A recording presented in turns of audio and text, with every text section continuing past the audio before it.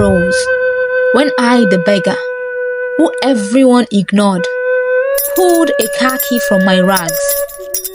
The white GLE Benz beeped, unlocking for him. As I slide into the driver's seat, I whispered just one haunting line I came to remember. Then I vanished. Was it magic? Theft? Or something darker? The truth? My wealth wasn't in the Benz. It was in the pain that fueled it. One debt, one vow. I proved that the richest people sometimes wear the poorest faces. But why did I really return? And whose death haunted that engine? Stick around. This story isn't about a car. It's about revenge. I drove slowly.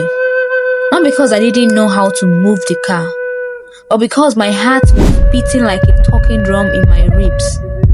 Grief pressed its full weight against my lungs. From the side mirror, I saw two hawkers freeze. My hands held the steering wheel firmly, like it could vanish if I let go. From the side mirror, I saw the two hawkers pause stop, their heads tilted. One girl even dropped the bottle of Lacasera soft drink. Her mouth opened slightly. Then the phone lifted. I turned away before the flash could catch me. People were staring at me like I'm a spirit. Traffic was slow, but that didn't stop the whispers. The man tapped the window of the downfall bus beside me and pointed. Someone shouted, "Is this not that beggar?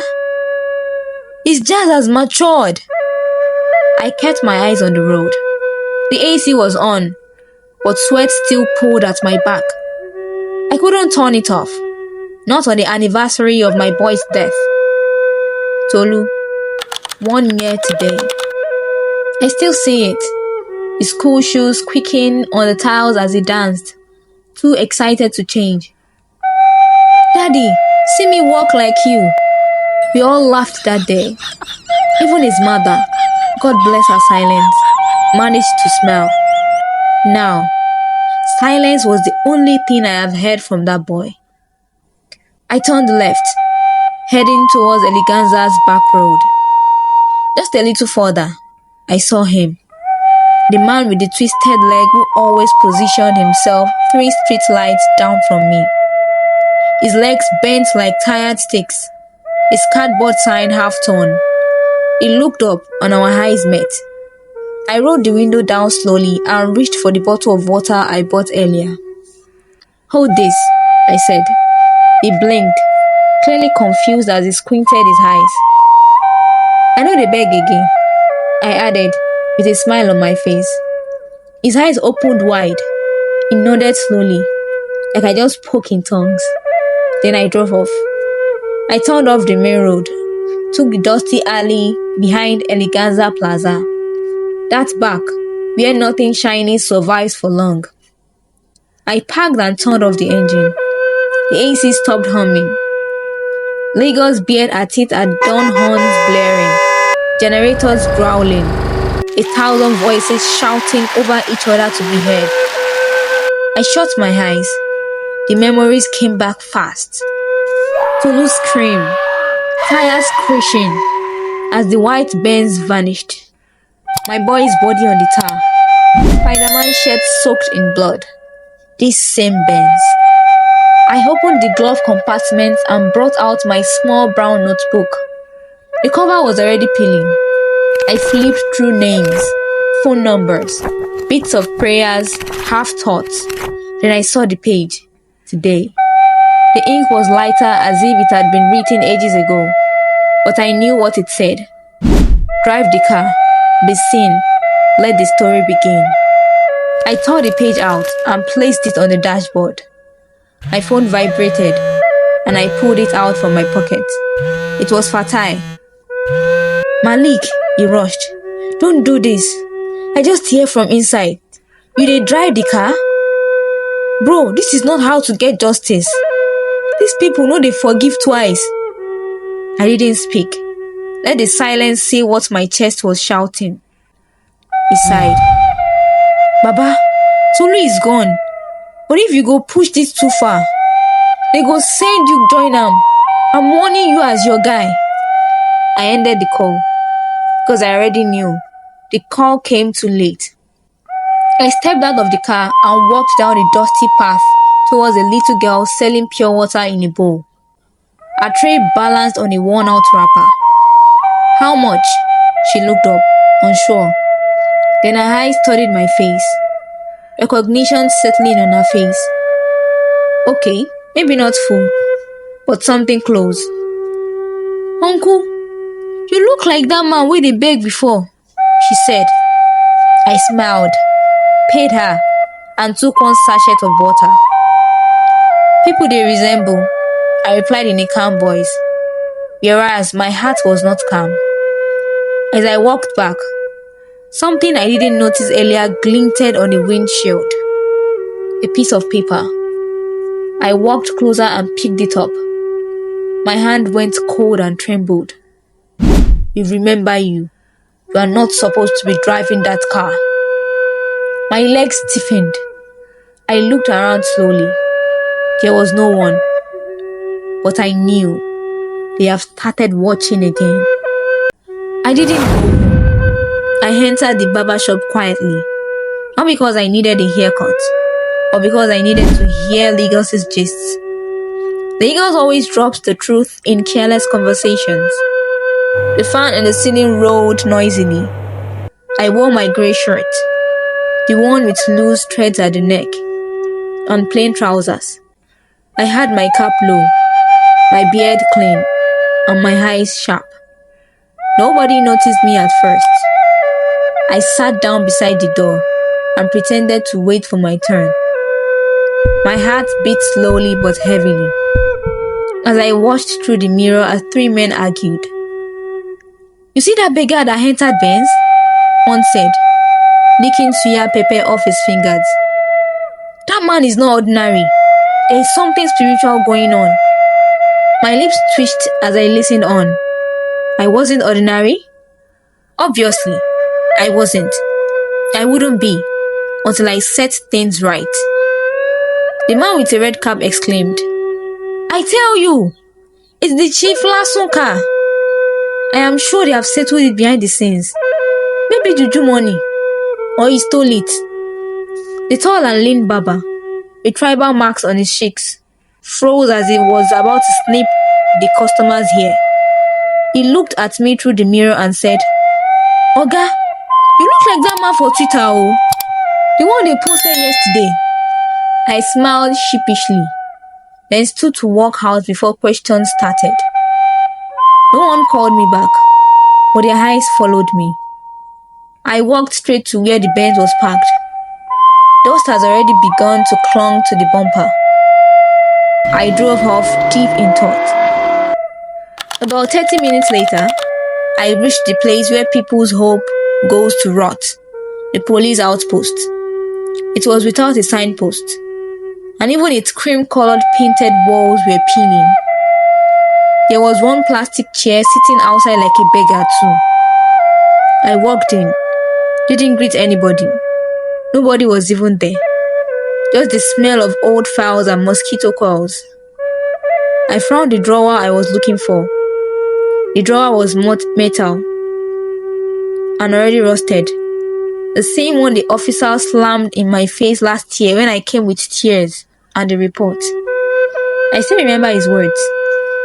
Guy, this matter is dead on arrival. Chief Lasso is not your mate. You want to lose your remaining son too?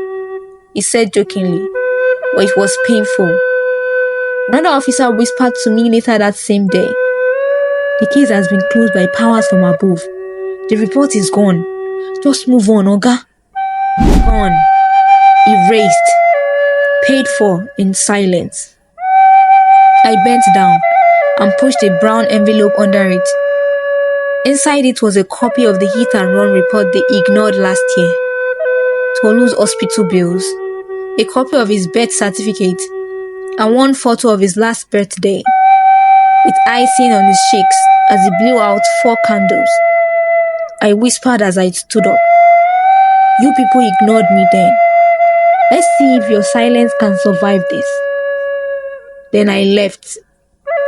The sun was out and shining, but still I felt cold as I rode to Aton Cemetery. When I got there, I walked slowly, one step, then another. Tolu's grave just as I left it. The flowers were already dying, just like the promises I once made him. I knelt down, my knees against the cold marble. The rain fell, not hard, just enough to slick the rose and sting the eyes. Tolu was holding my hand. We had just crossed to the middle. His hand jerked from mine. Just a second. Just a slip of his shoe. But it was enough. Then headlights. I turned. A white Benz on full speed slammed into him. The next thing I heard was the sound of bones against the bumper. The scream. I didn't know if it was his or mine. Then blood. All over the road. All over his shirt. The Spider-Man design faded into red. And the car didn't stop. I held him. I screamed his name. People passed. Some stared. But no one helped. They just kept moving. And now I stood before it again. That same name. Carved in cold grey and gold letters. Gilded but lifeless. I pulled from my pocket the first car key. The real one. The one I had found 2 months later when I bought the impounded vehicle. I didn't tell anyone, but I knew what it meant. I placed it right on the letter T in Tolu's name. I closed my eyes and spoke in Yoruba. Tí òun kò bá lè sọ̀rọ̀, èmi yóò fi ìwà gbóhùn. It meant, if the mouth fails, the spirit will speak through character. My mother whispered these words while dabbing at split lips. Then applied her lipstick and faced the day as if nothing had happened. I didn't move until I felt my legs go numb. Suddenly, I heard footsteps. They were faint, far. I looked up slowly. Standing where the graveyard met the chapel wall, someone stood. A man, or something shaped like one. He didn't move at first. Then he did. My phone vibrated in my pocket. When I checked, the screen glowed with a message from a number I didn't recognize. Stop now, or we finish what we started, the message read. I stared at the message. Then I looked back towards the street. The wind moved through the branches, but I saw nothing. Still, that chill ran down my spine. Were they watching? Or had they never stopped? Maybe it was paranoia. Or maybe it was finally the truth knocking. Either way, I wasn't stopping. I had come too far to stop. I drove through the Lekki one gate without being stopped. Nobody looked at me like I was out of place. Turns out, money and clean clothes buys you a new face. When you dress the lie right, even the guards will believe the lie. My blue kaftan hung well on my shoulders, still crisp from too many years folded away, like my real story. The tailor who sewed it whispered to me, "This one is for your blessings. Wear it when life smiles at you." He didn't know the good thing would come wearing pain as a wrapper. I entered the hotel lobby. Instantly, cold air brushed against my face. Everything there screamed money. Gold-trimmed walls, marble. A woman at the reception desk adjusted her bone-straight wig and didn't bother to greet me. I kept walking until I saw him. Chief Lasun. The man sat like a mountain, his agbada spreading across the seat like it owned land.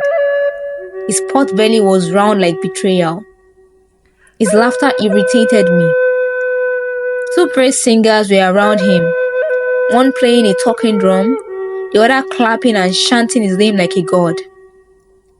Omo Yalasun, the lion that doesn't blink, the money that walks. He threw naira bundles like the wind know they blow poor man's hope. I sat quietly at the bar, far enough not to be noticed, close enough to see everything. My phone camera was on with its lens peeking just above my drink as I recorded his smirk, his fake humility, his make them come stop me face. He didn't look like a man who had killed someone, but I knew the truth. I remembered calling him the night it happened. I'm sorry, Malik. I can't get involved. That is not my car anymore. He blocked me after. After 20 minutes, I stood and walked out to the car park. His Range Rover was black like the guilt that was supposed to be eating him up. Not those stupid women who liked money. The car was still warm. Lagos makes rich people too relaxed. They forget fear. I opened the car back door. It wasn't locked. Inside, I placed a flash drive in the cup holder. Beside it, I dropped a folded letter. The same one he sent me. Dear Mr. Malik, I am sorry. There is nothing I can do about your son's treatment. My hands shook a little, but I forced them to stay still. I closed the door gently. Back in my Benz, I waited, music playing in the background. I wasn't listening to the lyrics though. My breath was a little bit itched. 15 minutes later, he rushed out. His face was red, his cap sideways, and a flash drive in hand. He was sweating. He shouted into his phone, looking left and right. I smiled. Then my phone rang. Malik, it's Dele. You asked for the vehicle's history, right? I found it. Go on. The car was auctioned off 2 months after the hit and run. Registered under a proxy company.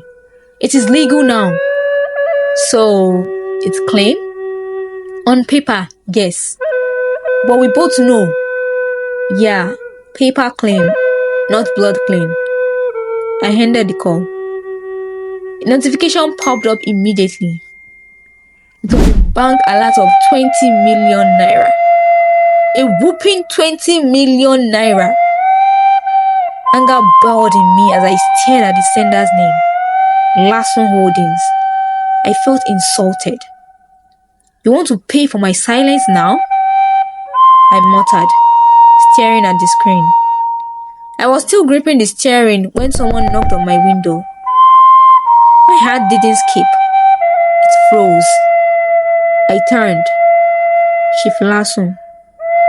I unlocked the door. He entered the passenger seat and entered without his entourage.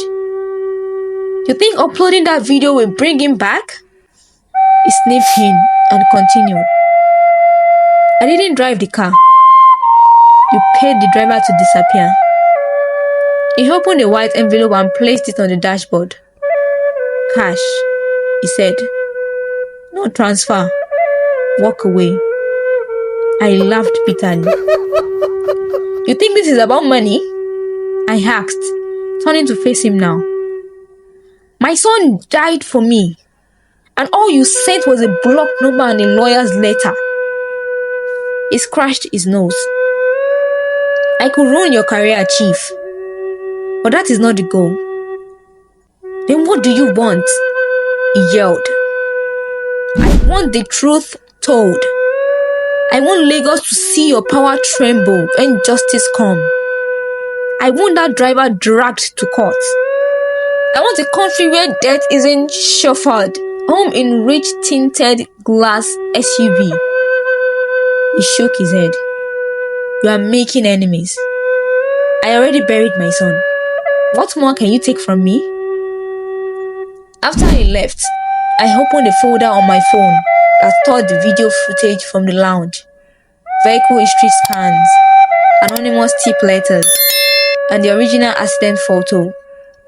So, let them come. I didn't wake up with a plan. My shirt had faded from blue to memory, and my slippers looked like they had lost a street fight without me. The Benz welcomed me like a stray as I turned the key. Maybe it knew we were both survivors of the same wreck.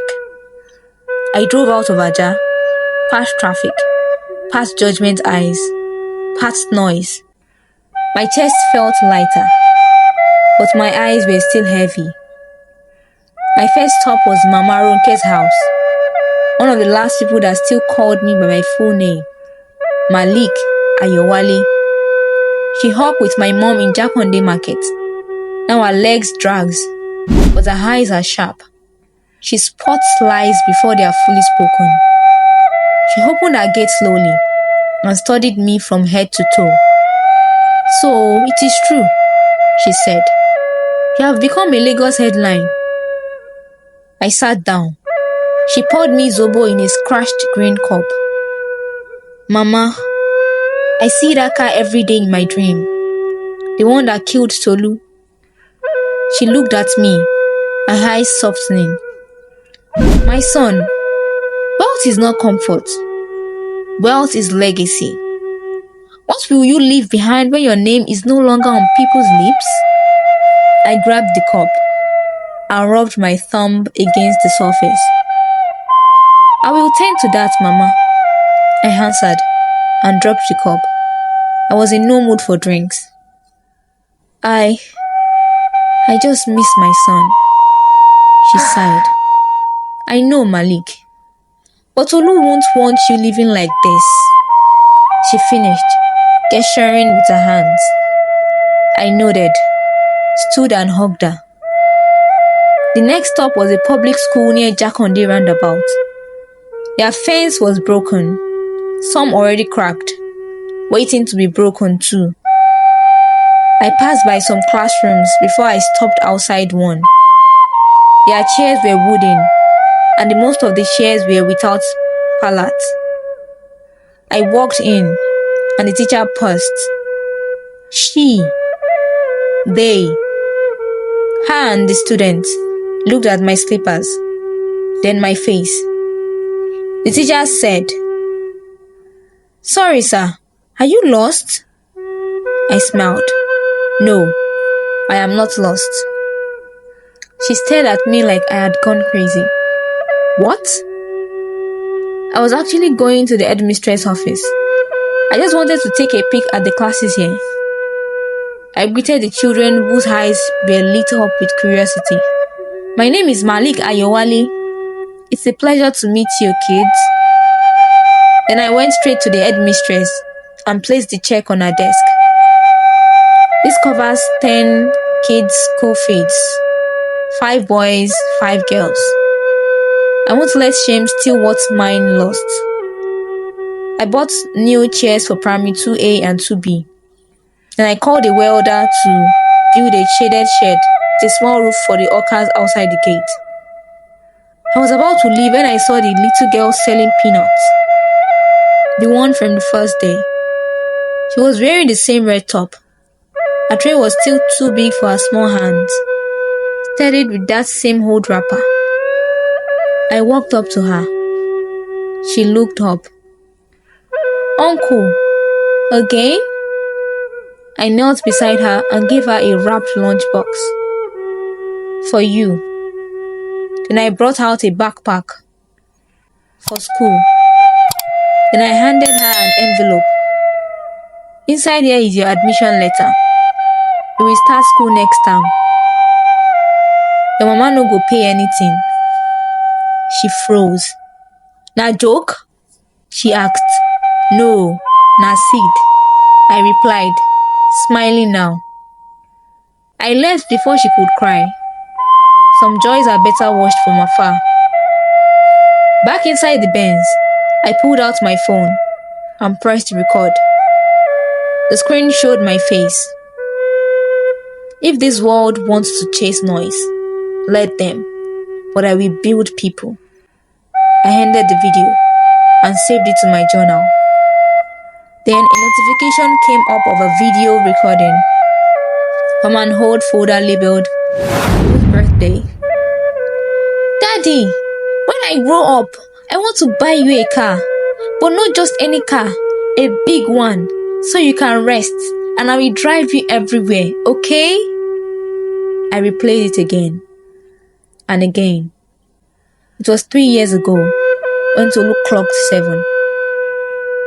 "Daddy, I will buy you a car." My lips trembled, tears welling up in my eyes. I bent my head and wept, alone. I drove to the orphanage in Surulere. Just before I turned into the gate, a stone hit the windshield. It was 3 boys with covered faces. They fled. Someone didn't want these birds to live quietly. I stepped out and inspected the damage. It is shallow, thank God. Inside the office, I signed the release form, handed the car keys over to the staff. "Sell it. Use the money for the children, but don't post my name." "May we ask why you are donating this car, sir?" "Because it was never mine to keep." Then I left on foot. I returned to Ajah Bridge, the same gutter, spot. But I didn't carry a bowl or stretch out my hand. I sat, breath in and out. People passed me and nodded their heads. Not like I was invisible, but like I was seen. A small boy tapped his mother and whispered, "Mommy, that is the man that drove Benz." I smiled. For the first time in months, it was real. I turned and faced the camera. The goal is not to show that I have blown, become popular. The goal is to show myself that I can heal, that I am healing. This story teaches us that real wealth is not noise. It is not Benz cars or cameras. It is who you lift, not who you impress. It is building in silence. It is planting your pain and watching it bloom into peace. Even in the dust, you can shine. Even after loss, you can live again. This is the story of the beggar who drove a Benz. The city hums on, but some wounds don't close. They just learn to breathe through the scars. If this story settled into your bones, pass it to someone who knows how pain sometimes wears the mask of fury. To all who have been called too much when you were just real, your fire needs no apology. Drop 2 words in the comments. We need this truth like agege bread. And wait till you see next week's story. It will hug places in your heart you forgot could fail. Tap subscribe. Let's keep breaking and healing together. Dive deeper below. These tweets don't just move you, they remake you.